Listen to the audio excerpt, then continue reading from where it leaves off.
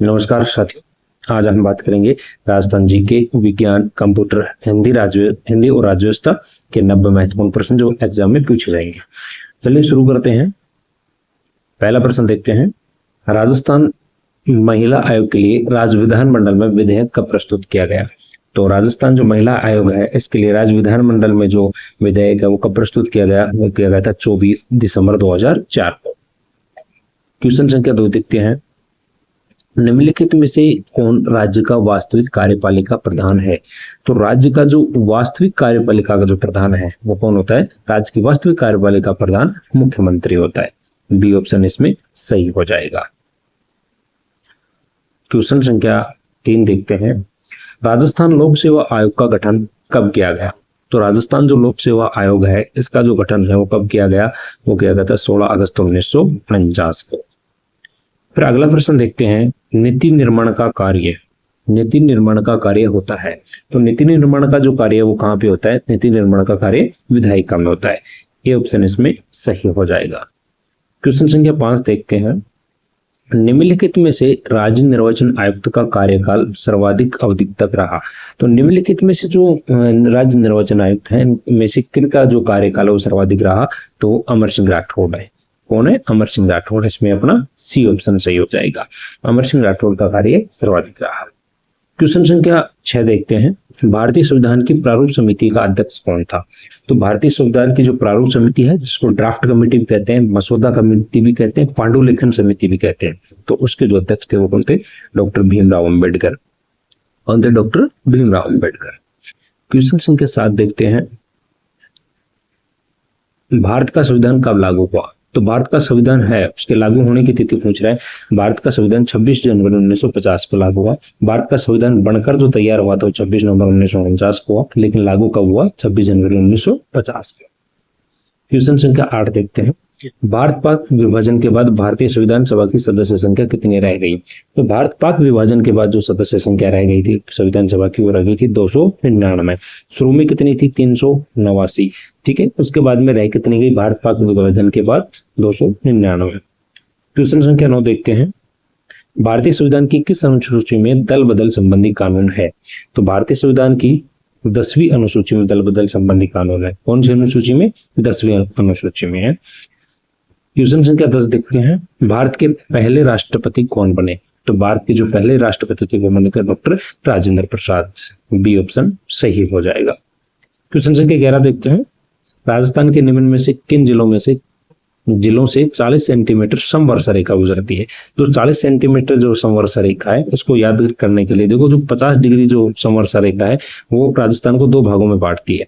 पहला भाग, दूसरा भाग।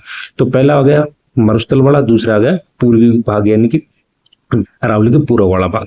तो देखो इसमें अलवर जयपुर पूर्व भाग में तो पहला गलत, भरतपुर धौलपुर है ये भी गलत, जालोर नागौर सीकर हाँ ये ठीक है, ये अरावली के पश्चिम में है। अरावली के पश्चिम में सी ऑप्शन सही हो जाएगा।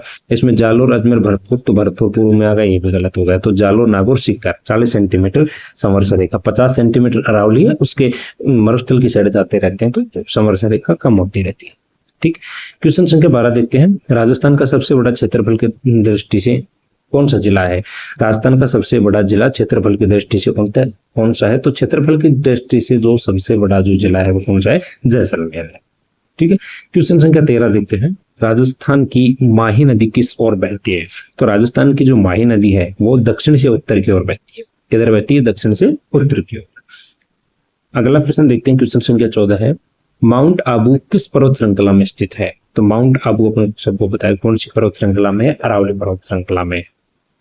क्वेश्चन संख्या 15 देखते हैं। राज्य में सबसे कम वर्षा किस जिले में होती है? तो राजस्थान में जो सबसे कम वर्षा होती है वो जैसलमेर जिले में होती है। क्वेश्चन संख्या 16 देखते हैं। राजस्थान राज्य पथ परिवहन निगम की स्थापना कब की गई? यानी RSRTC, Rajasthan state roadways transport communication. ठीक है, इसकी स्थापना क्योंकि राजस्थान राज्य पथ परिवहन निगम की स्थापना है वो कब की गई? 1964 में। क्वेश्चन संख्या 17 देखते हैं। रेगिस्तान विकास कार्यक्रम जिसको मरु विकास कार्यक्रम के नाम से जानते हैं किस वर्ष शुरू किया गया? तो रेगिस्तान विकास कार्यक्रम या मरु विकास कार्यक्रम है वो 1977-78 में शुरू किया गया था। क्वेश्चन संख्या 18। बनास नदी किस नदी की सहायक नदी है? तो बनास है वो किसकी सहायक नदी है? वो चंबल की सहायक नदी है। बनास किसकी सहायक नदी है? चंबल की। आपका स्कोर कितना होता है आज के प्रश्नों, 90 प्रश्नों में से कितने सही हुए वो बताना मेरे को। राजस्थान की किस नदी को मरुगंगा कहते हैं? तो राजस्थान की किस नदी को मरुगंगा के नाम से जाना जाता है? तो राजस्थान की जो मरुगंगा वो किसे कहते हैं?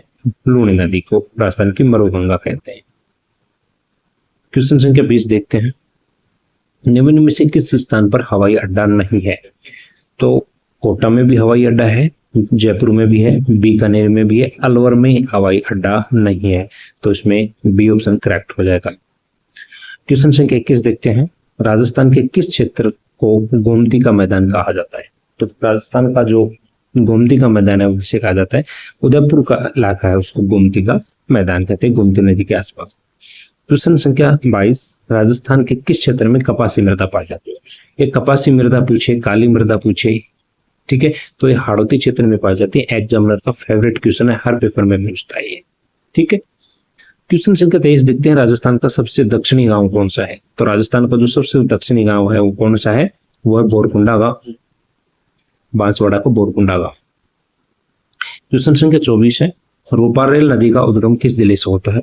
जो रूपारेल नदी है इसका उद्गम कहां से होता है? अलवर से, उदयनाथ की पहाड़ी से रूपारेल नदी का उद्गम होता है। क्वेश्चन संख्या 25। राजस्थान के किस जिले में न्यूनतम जनघनत्व है? तो राजस्थान में जो न्यूनतम जो जनघनत्व होगा वहां पे जैसलमेर में। बी ऑप्शन इसमें सही हो जाएगा। क्वेश्चन संख्या 26 देखते हैं। पलाया जिसे राजस्थान की भौगोलिक आंचल, पलाया झीलें राजस्थान की झीलें हैं। पलाया झीलें राजस्थान के किस भौगोलिक अंचल में मिलती है? तो पलाया जो झीलें हैं वो राजस्थान के किस भौगोलिक अंचल में मिलती है? वो थार के मरुस्थल में मिलती है, ठीक है। क्वेश्चन संख्या 27 है। वर्षा के आधार पर जलवायु का वर्गीकरण किसने किया? तो वर्षा के आधार पर जो जलवायु का वर्गीकरण किया था वो किसने किया था? थॉर्नवेट ने।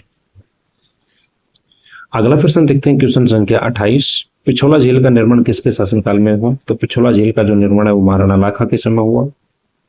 क्वेश्चन संख्या 29 देखते हैं। 2011 की जनगणना के अनुसार राजस्थान की जनसंख्या वृद्धि दर कितनी है? तो 2011 की जनगणना के अनुसार बात करें तो राजस्थान की जो जनसंख्या वृद्धि दर है वो 21.30 है।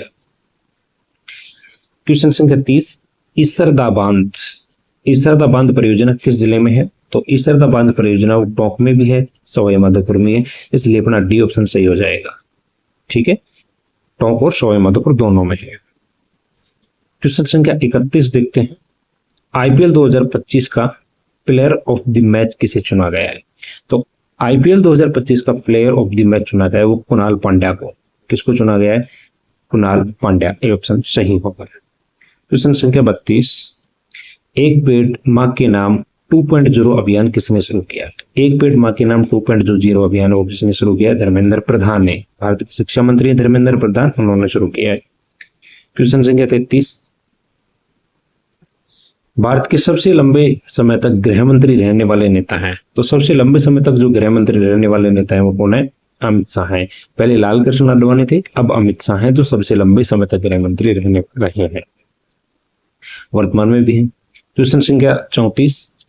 किस राज्य ने अम्मा सम्मान दिवस पर नारी अदालत शुरू की है? तो अम्मा सम्मान दिवस के उपलक्ष्य पर नारी अदालत जो शुरू की है वो किसने की है? सिक्किम ने। अगला प्रश्न देखते हैं। क्वेश्चन संख्या 35। 15 अगस्त 2025 को प्रधानमंत्री नरेंद्र मोदी ने कौन सी बार लाल किले पर ध्वजारोहण किया है? तो प्रधानमंत्री नरेंद्र मोदी ने 15 अगस्त को 12वीं बार, इनके शासनकाल की बात करा कि भाई प्रधानमंत्री रहते हुए कितनी बार किया? तो 12 बार किया है इन्होंने, ठीक है। क्वेश्चन संख्या 36 की बात करते हैं। 44वीं sub junior state shooting ball championship कहाँ आयोजित हुई है? तो 44वीं जो सब जूनियर स्टेट शूटिंग चैंपियनशिप वो कहाँ आयोजित हुई है? उदयपुर में हुई है। वो डी ऑप्शन इसका सही होगा।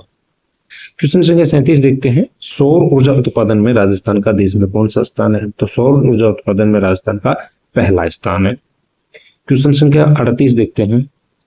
किस जिले में एशिया का पहला high speed testing rail track तैयार किया गया है? तो अभी ये करंट का क्वेश्चन, हाल ही में किया गया है ये हाई स्पीड, एशिया का पहला high speed testing rail track. तो ये कहाँ तैयार किया गया है? डीडवाना कुचामन जिले में किया गया है। डीडवाना कुचामन नहीं हो तो नागौर होगा, ठीक है। तो नागौर या डीडवाना कुचामन में से जो भी ऑप्शन हो नए डिस्ट्रिक्ट का D1 को चमन है, पुराने डिस्ट्रिक्टों का नागौर हो जाएगा। क्वेश्चन संख्या 39 देखते हैं। राजस्थान में पहली बार होने वाले खेलो इंडिया यूनिवर्सिटी गेम का आयोजन किस माह में होगा? तो राजस्थान में जो पहली बार खेलो इंडिया यूनिवर्सिटी गेम हुए हैं, इनका जो आयोजन है वो नवंबर माह में होगा। ठीक है, संभाग स्तर पर इनका आयोजन किया जाएगा, सभी 7 संभागों में होंगे। जयपुर को छोड़ के जो बाकी जो 6 संभाग हैं उनमें 2-2 गेम होंगे। टोटल इसमें 20 गेम होंगे। ठीक है, जो 6 संभाग हैं उनमें 2-2 गेम होंगे, जयपुर संभाग में 8 गेम होंगे। ठीक है, ध्यान रखना। क्वेश्चन संख्या 40 देखते हैं। एक सिम एक ठगी अभियान कहां से शुरू किया गया है? एक सिम एक ठगी जो अभियान है वो कहां से शुरू किया गया है? जयपुर पुलिस ने शुरू किया, जयपुर रेंज से शुरू किया गया एक सिम एक ठगी। क्वेश्चन संख्या 41 देखते हैं। उत्तरी सीमा का प्रहरी के नाम से कौन सा किला जाना जाता है? तो उत्तरी सीमा का जो प्रहरी है वो कौन सा कहलाता है? भटनेर दुर्ग उत्तरी सीमा का प्रहरी कहलाता है। क्वेश्चन संख्या 42 है। गोगाजी चौहान किस शासक के समकालीन थे? गोगाजी चौहान वो किसके समकालीन थे? वो थे मोहम्मद गोरी के समकालीन। क्वेश्चन संख्या 43। हल्दी घाटी के युद्ध में मानसिंह किस हाथी पर बैठा था? तो हल्दी घाटी के युद्ध में जो राम सिंह था वो मर्दाना हाथी के ऊपर था। क्वेश्चन संख्या 44 देखते हैं। राजस्थान अपने वर्तमान स्वरूप में कब आया? तो राजस्थान अपने वर्तमान स्वरूप में आया था 1 नवंबर 1956 को। राजस्थान का एकीकरण कंप्लीट हुआ था, 7वां चरण। क्वेश्चन संख्या 45। कपिल मुनि का आश्रम कहाँ है? तो कपिल मुनि का जो आश्रम है वो कहाँ पे है? कोलायत बीकानेर में है। कहाँ पे? कोलायत बीकानेर में।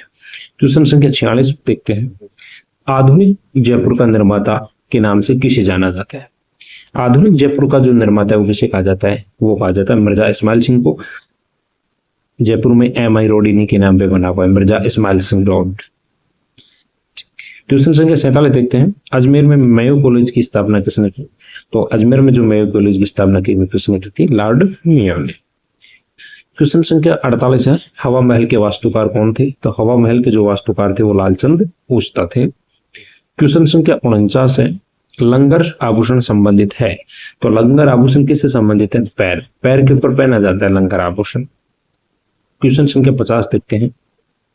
कोषवर्धन किस किले का दूसरा नाम है? तो कोषवर्धन किस किले का दूसरा नाम हो? शेरगढ़ किले का है। कौन से का? शेरगढ़ किले का दूसरा नाम है।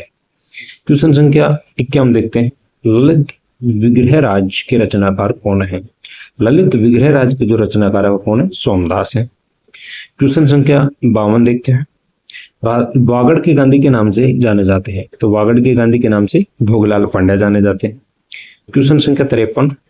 लकड़ी के खिलौनों के लिए प्रसिद्ध है, तो लकड़ी के खिलौनों के लिए उदयपुर डिस्ट्रिक्ट प्रसिद्ध है। यहाँ पे उदयपुर के लकड़ी के खिलौने फेमस है। क्वेश्चन संख्या 54 देखते हैं। जयपुर प्रजामंडल के संस्थापक थे, तो जयपुर प्रजामंडल के संस्थापक कौन थे? कपूरचंद पाटनी। क्वेश्चन संख्या 55 देखते हैं। मेवाड़ का मैराथन किस युद्ध को कहा जाता है? तो मेवाड़ का जो मैराथन है किस युद्ध को कहा जाता है? वो कहा जाता है दिवेर के युद्ध। ए ऑप्शन सही हो जाएगा। क्वेश्चन संख्या 56। तेजाजी की घोड़ी का क्या नाम था? तो तेजाजी की जो घोड़ी थी उनका क्या नाम था? लीलन। इनके नाम के ऊपर ट्रेन भी चलती है जो जयपुर से जैसलमेर बीकानेर साइड में जाती है, तो तेजाजी की घोड़ी का नाम लीलन था। क्वेश्चन संख्या 57 देखते हैं। नवीन राजस्थान के संपादक कौन थे? तो नवीन राजस्थान के संपादक थे विजय सिंह पथिक। क्वेश्चन संख्या 58। ऊंट महोत्सव कहाँ मनाया जाता है? तो ऊंट महोत्सव बीकानेर में मनाया जाता है। क्वेश्चन संख्या 59। विजय सिंह पथिक का मूल नाम था, तो विजय सिंह पथिक का जो मूल नाम था वो भूप सिंह था। क्वेश्चन संख्या 60 देखते हैं। राजस्थान का कबीर किसे कहते हैं? कि नहीं का। राजस्थान का कबीर किसे कहते हैं? तो राजस्थान का कबीर संत दादू को कहते हैं। क्वेश्चन संख्या 61 देखते हैं। USB का पूरा नाम क्या है? तो USB का पूरा नाम है यूनिवर्सल सर्विस बस। यूनिवर्सल सर्विस बस, बी ऑप्शन सही हो जाएगा। क्वेश्चन संख्या 62 देखते हैं। कैल्शियम हाइड्रो ऑक्साइड कहलाता है, तो कैल्शियम हाइड्रो ऑक्साइड किसका नाम है? बुझे हुए चूने को कैल्शियम हाइड्रो ऑक्साइड कहा जाता है। ठीक है। क्वेश्चन संख्या 63 देखते हैं। इनमें से कौन सा एक एप्लीकेशन सॉफ्टवेयर है? तो एप्लीकेशन जो सॉफ्टवेयर है वो कौन है? वो ऑटोकैड है। वो क्या है? ऑटोकैड। क्वेश्चन संख्या 64 देखते हैं। एक पीबी बराबर क्या होता है? एक पीबी बराबर अगर बात करें तो एक पीबी बराबर होता है वो किसके बराबर होता है? एक पीबी होता है 1024 टीबी के। सी ऑप्शन सही हो जाएगा। क्वेश्चन संख्या 65 देखते हैं, कार्य करने की क्षमता कहलाती है। तो कार्य करने की क्षमता है वो क्या कहलाती है? ऊर्जा कहलाती है। सी ऑप्शन सही हो जाएगा। क्वेश्चन संख्या 66 देखते हैं, निम्नलिखित में से कौन सा समूह केवल इनपुट डिवीजन डिवाइसेस से संबंधित है? इनपुट डिवीजन से संबंधित है या इनपुट डिवाइसेस से संबंधित है? माउस, कीबोर्ड, प्लॉटर गलत है। माउस, कीबोर्ड, स्कैनर गलत है। माउस कीबोर्ड, स्कैनर ये ठीक है। माउस, कीबोर्ड, स्कैनर ठीक है। माउस, कीबोर्ड, मॉनिटर ये गलत है। माउस, कीबोर्ड, प्रिंटर ये गलत है। इसमें बी ऑप्शन सही हो जाएगा। कौन सा ऑप्शन? बी ऑप्शन इसमें सही हो जाएगा। इनपुट पूछा ना, तो बी ऑप्शन होगा। क्वेश्चन संख्या 67, निम्नलिखित में से घरेलू गैस है। तो घरेलू गैस कौन सी है? लिक्विड पेट्रोलियम गैस, द्रवित पेट्रोलियम गैस, लिक्विड पहले लिखा हुआ है तो द्रवित पेट्रोलियम गैस।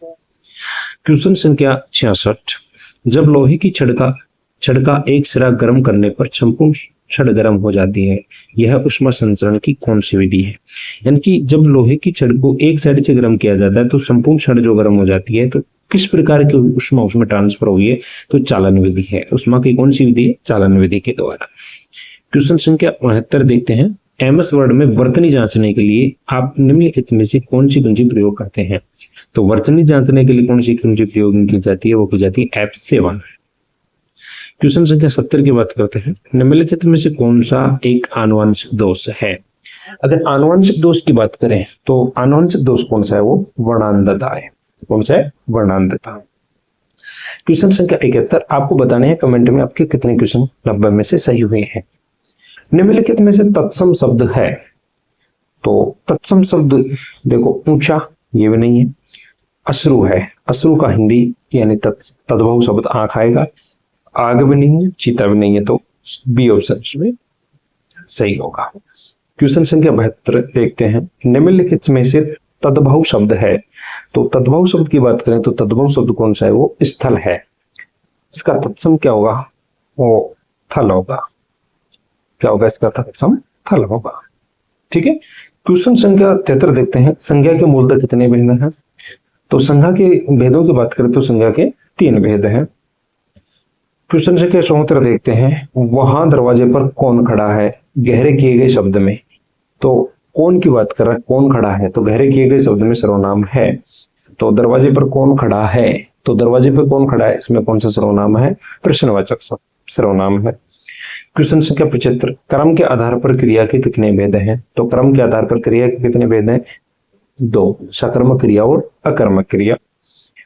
क्वेश्चन संख्या 76, खूब मन लगाकर पढ़ो, खालिस्तान परीक्षा में पास हो जाओ। तो इनमें से एक शब्द चुनना है। खूब मन लगाकर पढ़ो क्योंकि परीक्षा में पास हो जाओ, गलत है। खूब मन लगाकर पढ़ो अन्यथा परीक्षा में पास हो जाओ, गलत है। खूब मन लगाकर पढ़ो क्योंकि परीक्षा में पास हो जाओ, नहीं, गलत है। खूब मन लगाकर पढ़ो ताकि परीक्षा में पास हो जाओ, तो ए ऑप्शन इसमें सही होगा। क्वेश्चन संख्या 77 देखते हैं, निम्नलिखित में से कौन सा शब्द शुद्ध है? तो निम्नलिखित में से कौन सा शब्द शुद्ध है? अगर उसकी बात करें तो कौन सा शब्द शुद्ध है? पुरस्कार शब्द शुद्ध है। ऐरावत एक मात्रा आएगी, पत्नी नी बड़ी आएगी, अत्यधिक नहीं होता, आ की मात्रा इसमें गलत है, अत्यधिक आएगा। ठीक है। पुरस्कार नहीं होता, पुरस्कार होता है, तो इसमें डी ऑप्शन सही होगा। क्वेश्चन संख्या 78 देखते हैं, निम्नलिखित में से किस में सभी आग के पर्यायवाची हैं? आग के पर्यायवाची पूछा है। देखो, अग्नि, अनिल गलत है, अनिल नहीं होता, पहला गलत होगा। ज्वाला, अग्नि, वाहन, अंशु, अंशु नहीं होता, ये गलत हो गया। अग्नि, अधम, अनल, ज्वाला, अधम नहीं होता, यह गलत हो गया। अग्नि, अनल, पावक, कृषाणु, ये ठीक है, डी ऑप्शन इसमें सही होगा। यानी अग्नि, अनल, पावक, कृषाणु, ज्वाला ये सभी आग के पर्यायवाची। क्वेश्चन संख्या 79 देखते हैं, यथेष्ट का संधि विच्छेद है। तो यथेष्ट का जो संधि विच्छेद है वो क्या होगा? यथाधन इष्ट, यथाधन इष्ट, ए ऑप्शन सही होगा। छोटी ई आएगी, यथाधन इष्ट होगा, यथाधन ईष्ट नहीं होगा, यथाधन इष्ट नहीं होगा। ठीक है यार, उसमें यण संधि होगी, ए ऑप्शन सही होगा, यण संधि होगी इसमें। क्वेश्चन सॉरी, यण संधि नहीं, यहाँ पे मैंने गलत बता दिया, एक सेकंड, व्यंजन संधि है। कौन सी संधि होगी? व्यंजन संधि, सॉरी गलत बता दिया मैंने। क्वेश्चन संख्या 80 देखते हैं, उड़ता तीर लेना मुहावरे का अर्थ है। उड़ता तीर लेना गांव में कहावत फेमस है, उड़ता तीर लेना। तो उड़ता तीर लेना मुहावरे का जो अर्थ है वो बहादुर होना नहीं, गलत बात है। मूर्ख व्यक्ति होना गलत है। कड़ा मुकाबला करना गलत है। अनावश्यक विपत्ति लेना बिल्कुल ठीक है। जो व्यक्ति उड़ता तीर लेता है वो अनावश्यक विपत्ति अपने सिर पर मोल लेता है। डी ऑप्शन सही होगा। क्वेश्चन संख्या 81 देखते हैं, निम्नलिखित में से कौन सा शब्द अशुद्ध है। अशुद्ध शब्द की बात की गई तो अशुद्ध शब्द पूछ रहा है, अशुद्ध शब्द कौन सा है। उज्ज्वल बिल्कुल अशुद्ध शब्द है। उज्ज्वल में है तो दोनों जे आते आते हैं, और सॉरी, उज्ज्वल में दोनों जय आधे आते हैं, तो उज्ज्वल इस तरीके से लिखा जाएगा, ना कि इस तरीके से। योद्धा ठीक है, उत्तम ठीक है, प्रज्वलित भी ठीक है। तो इसमें अशुद्ध शब्द कौन सा है, उज्ज्वल। ठीक है। क्वेश्चन संख्या 82 देखते हैं, अपधन ईंधन। अपधन ईंधन से कौन सा शब्द बना है। तो अधिबंधन ध गलत है, अतिबंधन ये भी गलत है, अपिबंधन ये भी गलत है, अपधन ईंधन। तो अपधन ईंधन से जो शब्द बना है वो कौन सा बना है, अभिनंदन। कौन सा बना है, अभिनंदन शब्द बना है। क्वेश्चन संख्या 83 देखते हैं, कौन सा विकल्प सही नहीं है। कौन सा विकल्प सही नहीं है। अमृत विष ठीक है, अंत का आदि बिल्कुल ठीक है, अल्प का अति बिल्कुल ठीक है, दूर दराज ये गलत है। डी ऑप्शन इसमें गलत हो जाएगा, दूर का दराज नहीं आएगा। ठीक है। क्वेश्चन संख्या 84 देखते हैं, एक अनार 100 बीमार लोकोक्ति का अर्थ है। तो एक अनार 100 बीमार लोकोक्ति का जो अर्थ है, एक से अधिक बीमार होना गलत बात, एक रोग से 100 बीमार होना ये भी नहीं है, एक अपराध एक करे और दंड 100 मिले ये भी गलत है, वस्तु अल्प चाह अधिक लोगों की, हाँ बिल्कुल ठीक है, यानी कि वस्तु कम मात्रा में और अधिक लोग उसके चाहने वाले, तो एक अनार 100 बीमार। ठीक है। क्वेश्चन संख्या 50 से देखते हैं, कौन सा विकल्प सही है। तो सही पूछा है यहाँ पे, कौन सा विकल्प सही है। जिसके आने की तिथि पता न हो वो मेहमान नहीं होता, वो अतिथि होता है। जो अत्याचार करे वो अहिंसावादी नहीं अत्याचारी होता है। जैसे छोटा नहीं जा सके उसे अनुभवी नहीं कहते। ठीक है। जिसकी कोई उपमा नहीं हो वो अनुपम। ठीक है। जिसकी कोई उपमा नहीं हो वो क्या होता है, अनुपम। और जिसे छोटा ना जा सके उसको क्या कहेंगे, अनिवार्य कहते हैं। जिसे छोटा नहीं जा सके उसको अनुभवी नहीं अनिवार्य कहते हैं। तो उसमें जिसकी कोई उपमा नहीं हो वो अनुपम। तो डी ऑप्शन सही है। क्वेश्चन संख्या 86 देखते हैं, छात्रों को दिया जाने वाला अनुदान। छात्रों को दिया जाने वाला अनुदान या राशि वाक्य के लिए एक शब्द है। तो छात्रों को जो अनुदान दिया जाता है उसको छात्रोपयोगी नहीं कहते, छात्र अनुदान भी नहीं कहते, छात्रवृत्ति कहते हैं। क्या कहते हैं इसको, छात्रवृत्ति। सी ऑप्शन सही होगा। क्वेश्चन संख्या 87 देखते हैं, निम्न में से कौन सा कृत प्रत्यय का उदाहरण नहीं है। तो कृत प्रत्यय का जो उदाहरण नहीं है उसकी बात करें तो कृत प्रत्यय का उदाहरण कौन सा नहीं है, रूसी। रूसी में कृत प्रत्यय नहीं है, तदित प्रत्यय है। रूसी तदित प्रत्यय है। क्वेश्चन संख्या 88 देखते हैं, निम्नलिखित में से कौन सा वाक्य गलत, कौन सा विकल्प गलत है। गायों को चराने वाला गवाला बिल्कुल ठीक है, गायों को पालने वाला गोपाल बिल्कुल सही है, गांव में रहने वाला गंवार ये गलत है। गांव में रहने वाले को गंवार नहीं कहते, गांव में रहने वालों को ग्रामीण कहते हैं। जो अंदर से खोखला हो, वो जो अंदर से खाली हो उसे खोखला कहते हैं, ये भी ठीक है। तो इसमें जो गलत है वो कौन सा है, सी वाला ऑप्शन अपना गलत हो जाएगा। गांव में रहने वाले को ग्रामीण कहते हैं। क्वेश्चन संख्या 89 देखते हैं, पराधीन शब्द में कौन सा उपसर्ग है। तो पराधीन जो शब्द है इसमें परा उपसर्ग है। कौन सा है, परा उपसर्ग है। क्वेश्चन संख्या 90, क्वेश्चन संख्या 90 है, लीगल का अर्थ है। तो जो लीगल जो शब्द है इसका अर्थ है, लीगल शब्द का अर्थ क्या है। तो लीगल शब्द का अर्थ प्रमाणिक गलत है, सही गलत है, स्पष्ट गलत है। तो इसका क्या आएगा, वैध। डी ऑप्शन अपना सही हो जाएगा। कमेंट में बताओ 90 में से आपके कितने क्वेश्चन सही है। एक वीडियो हो रहा है कि 19 तारीख तक, 20, 21, 22 तारीख तक कंटिन्यू में 6-7 वीडियो डालूंगा, तो जिसमें से आपका पेपर में काफी प्रश्न आएंगे। और चैनल को सब्सक्राइब कर लो। मिलते हैं नई वीडियो के साथ। जय हिंद, जय भारत।